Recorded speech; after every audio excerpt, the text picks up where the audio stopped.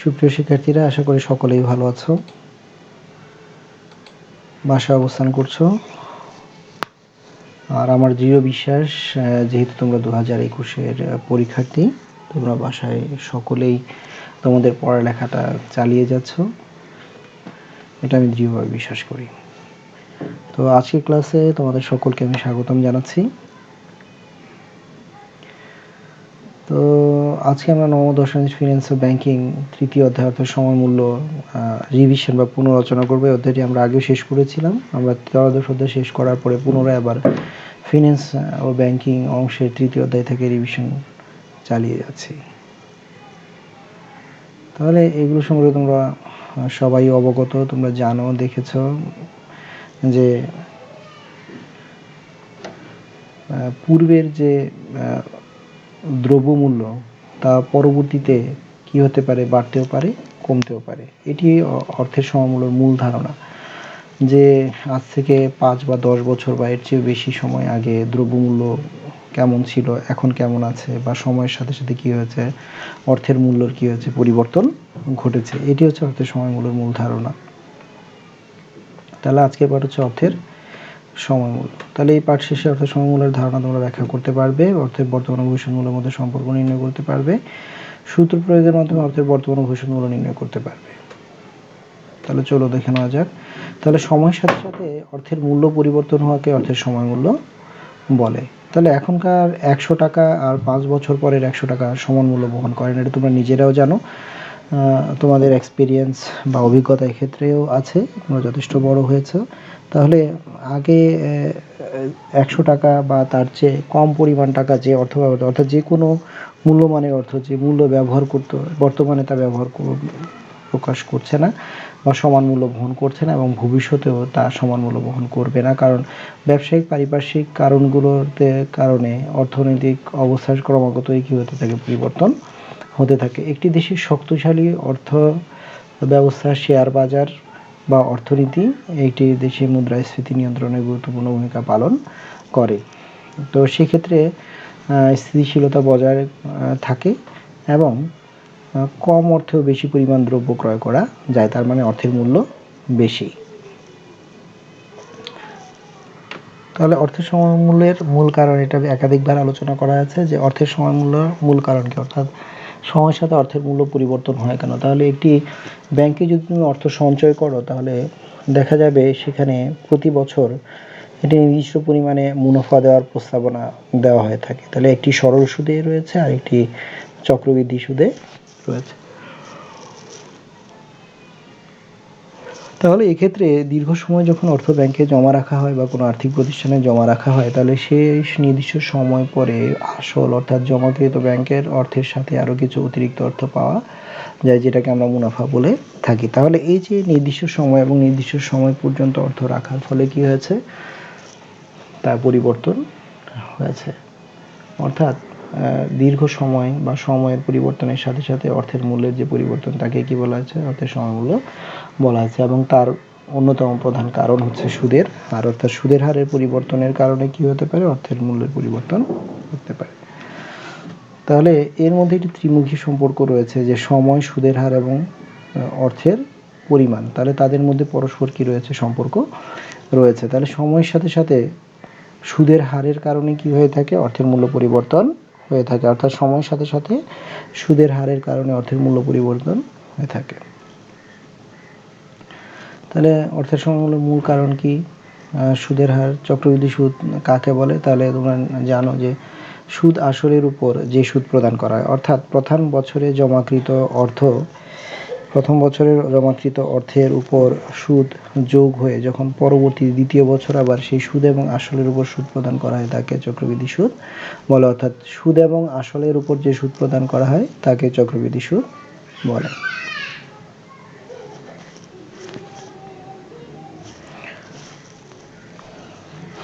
তাহলে ভবিষ্যৎ মূল্য নির্ণয়।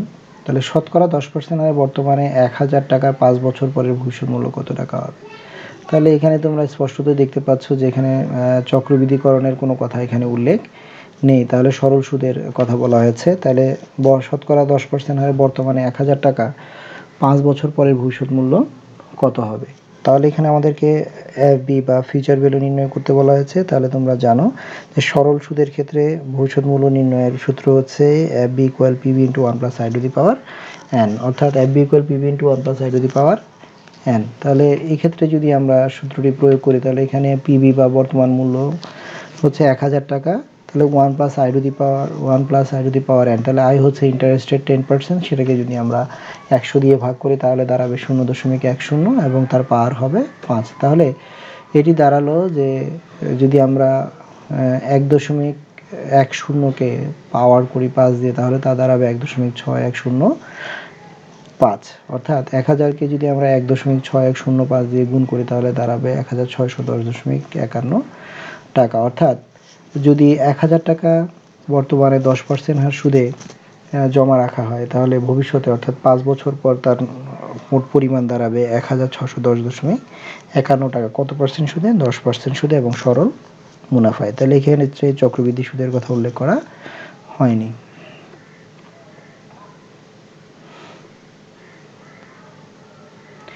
এরপরে বলা হয়েছে যে চক্রবৃদ্ধিকরণের মাধ্যমে ভবিষ্যৎ মূল্য নির্ণয়।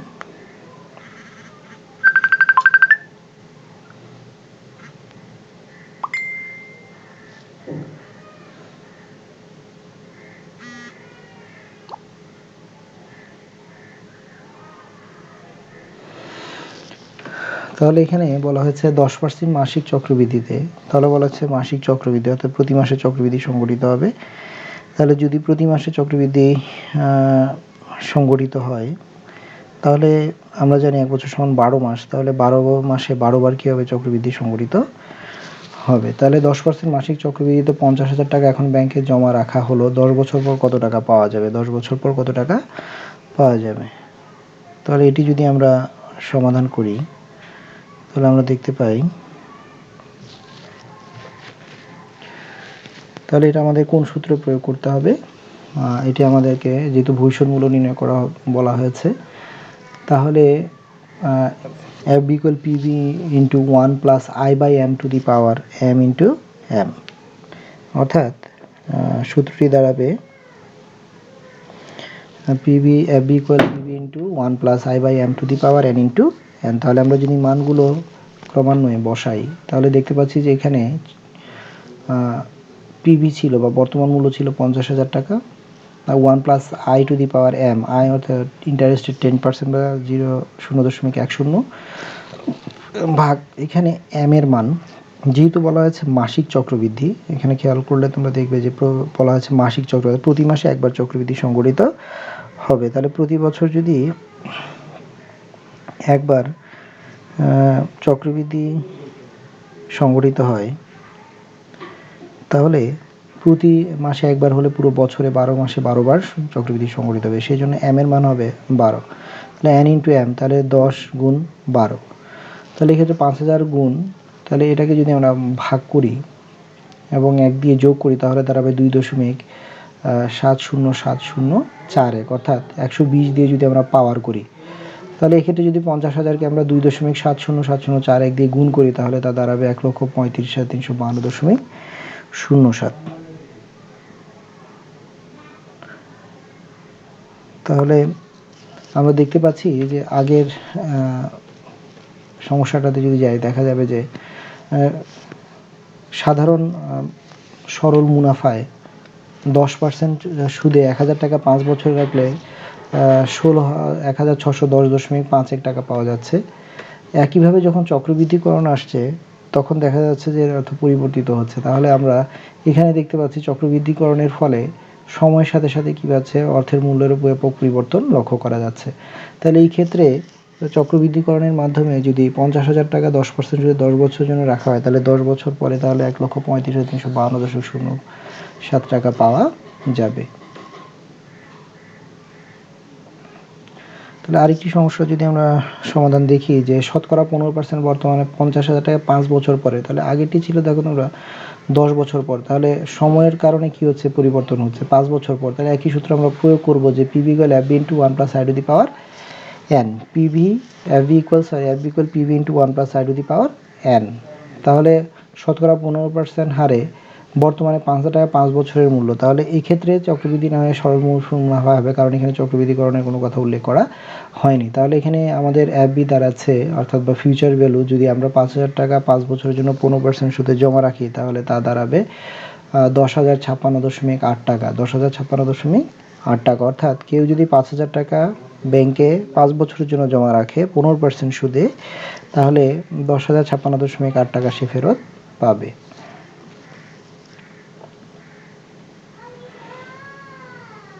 তাহলে এরপর বলা হচ্ছে সুদের হার 10% হলে 5 বছর পরের 5,000 টাকার বর্তমান মূল্য কত।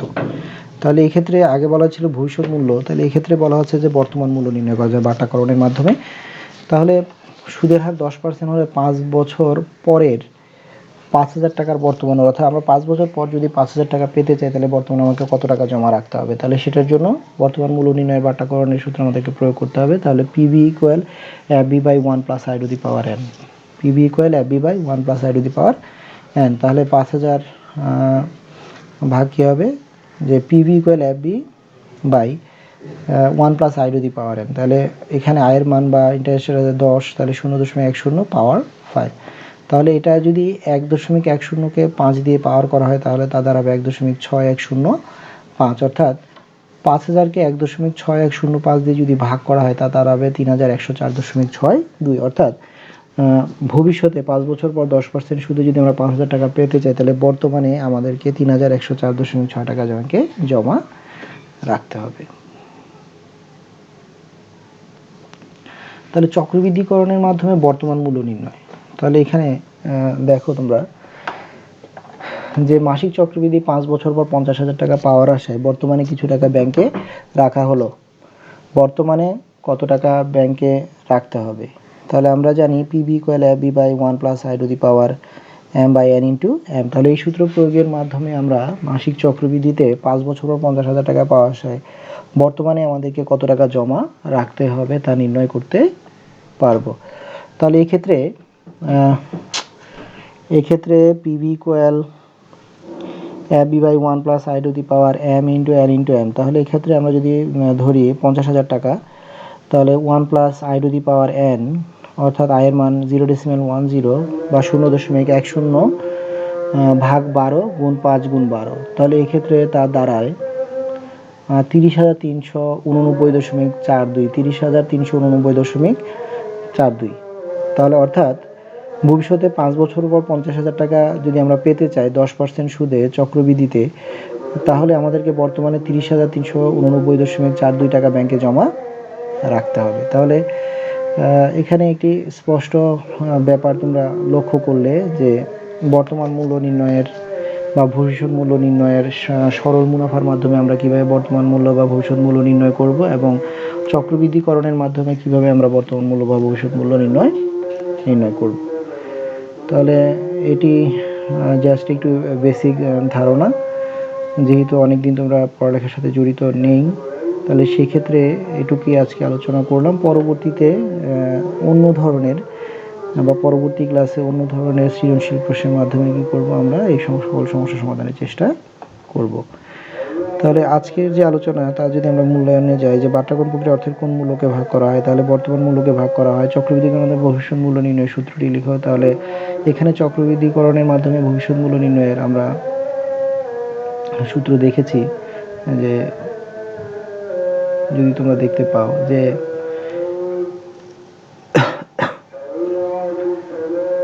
অর্থাৎ চক্রবৃদ্ধিকরণের মাধ্যমে যদি আমরা ভবিষ্যৎ মূল্য নির্ণয়ের ক্ষেত্রে যাই তাহলে কি হবে, আমাদের PB equal FB by 1 plus i to the power n by n into m. তাহলে এই সূত্রের মাধ্যমে আমরা কি করতে পারবো, চক্রবৃদ্ধিকরণের মাধ্যমে ভবিষ্যৎ মূল্য নির্ণয় করতে পারবো। তোমাদের কোনো বাড়ি কাজ থাকবে না, যদিও এখানে বাড়ি কাজ দেওয়া হয়েছে, বাড়ি কাজ করার কোনো প্রয়োজন নেই। তাহলে সকলকে ধন্যবাদ আর ক্লাসে অংশগ্রহণের জন্য। সকলেই যে প্রশ্নগুলো অনুশীলন করানো হয়েছে তা তোমরা বাসায় পুনরায় অনুশীলন করবে এবং পরবর্তী ক্লাসে নতুন কোনো সৃজনশীল প্রশ্ন নিয়ে তোমাদের সামনে হাজির হব। তবে তোমরা ভালো থাকবে, সুস্থ থাকবে এবং পড়ালেখা চালিয়ে যাবে।